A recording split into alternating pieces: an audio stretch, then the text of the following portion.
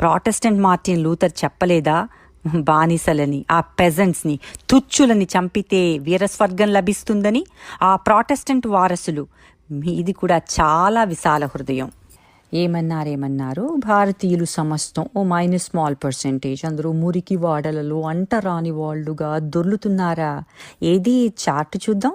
ఇంగ్లాండ్కి ఆనాటి మెడ్రాస్ ప్రెసిడెన్సీకి కంపేర్ చేస్తున్న చార్ట్. మళ్ళా మెడ్రాస్ ప్రెసిడెన్సీ అంటే చెన్నై మాత్రమే అనుకోగలరు. తమిళనాడు, ఇప్పటి ఆంధ్ర, పార్ట్స్ ఆఫ్ కర్ణాటక, కేరళ కలిసి ఉన్న ప్రదేశం. ఇంగ్లాండ్తో మెడ్రాస్ ప్రెసిడెన్సీ జనాభా విషయంలో ఇంచుమించుగా దగ్గరగా ఉన్నాయి. కానీ చదువుకునే వారి సంఖ్య మెడ్రాస్ ప్రెసిడెన్సీలో 2 రెట్లు అధికంగా ఉందేం చెప్పమా. ఈ చార్టు కూడా సదరు ఆంగ్లేయులే వేయించారు. ఈ చార్టు ప్రకారంగా శూద్రులు 50% చదువుతున్న లెక్క ఉంది.